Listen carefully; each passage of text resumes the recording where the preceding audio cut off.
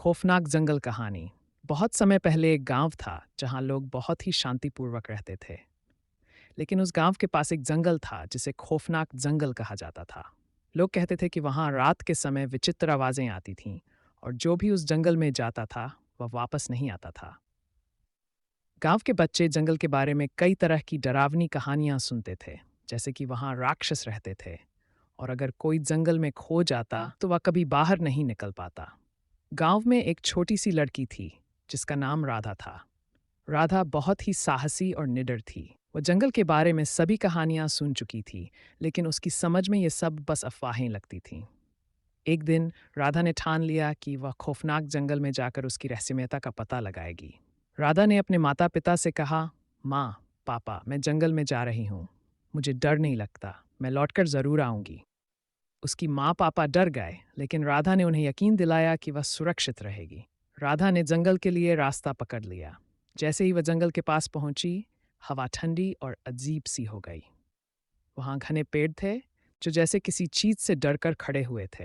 राधा को हल्का सा डर महसूस हुआ, लेकिन उसने अपने दिल में साहस भर लिया। जंगल में घुसते ही राधा ने देखा कि चारों ओर घना अंधेरा था। अचानक एक चौंकाने वाली आवाज आई, कू। ये एक उल्लू की आवाज थी, लेकिन राधा को वह आवाज कुछ और ही लग रही थी। वह आगे बढ़ी और देखी कि एक बड़ी सी झाड़ी के पीछे कुछ चमकते हुए आंखें उसकी ओर देख रही थीं। राधा डरते डरते पास गई और देखा कि वह कोई जानवर नहीं, बल्कि एक पुराना और भूखा भालू था। भालू ने उसकी ओर देखा और धीरे धीरे अपनी आंखें बंद कर ली। राधा जान गई कि ये भालू किसी के पास था, लेकिन अब वह अकेला था। वह भालू की मदद करने के लिए वहां रुकी। उसने उसके पास जाकर उसे नर्म आवाज में कहा, तुम डर मत करो, मैं तुम्हारी मदद करूंगी। राधा ने भालू को कुछ फल दिए जो वह अपनी झोली में लेकर आई थी। धीरे धीरे भालू शांत हो गया और राधा को धन्यवाद कहा। वह अब राधा के अच्छे दोस्त बन गया था। अचानक राधा को एक और आवाज सुनाई दी, राधा, तुम कहाँ हो? यह आवाज उसके छोटे भाई की थी जो डरते हुए जंगल में उसे खोज रहा था। राधा ने हंसते हुए जवाब दिया, मैं यहाँ हूँ भाई, डरने की कोई बात नहीं है। राधा और उसका भाई घर लौटने लगे, लेकिन तभी उन्होंने देखा कि जंगल के बीच में एक अद्भुत सा आकाश दिखाई दे रहा था। वहां एक रहस्यमय प्रकाश था जो किसी जादुई चीज का संकेत दे रहा था।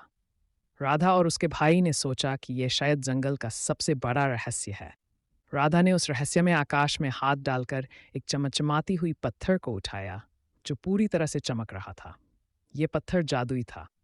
जैसे ही राधा ने उसे हाथ में लिया, पूरे जंगल में रोशनी फैल गई और सब कुछ साफ दिखाई देने लगा। अंधेरे के बाद अब जंगल में एक नई रौनक थी। राधा और उसका भाई खुशी से घर लौटे और जंगल के रहस्यों के बारे में बताया। उन्होंने कहा, जंगल में डरने की कोई बात नहीं है। अगर तुम दिल से साहसी हो और दूसरों की मदद करते हो, तो कोई भी बुरी चीज तुम्हारा कुछ नहीं बिगाड़ सकती। गांव के लोग अब खौफनाक जंगल से डरते नहीं थे। वे समझ गए थे कि डर केवल हमारे मन का डर है। राधा ने यह सिद्ध कर दिया कि अगर हमारी नीयत साफ हो तो कोई भी मुश्किल आसान हो सकती है। समाप्त। ये कहानी बच्चों को साहस, दया और सही कार्य करने का महत्व सिखाने के लिए है।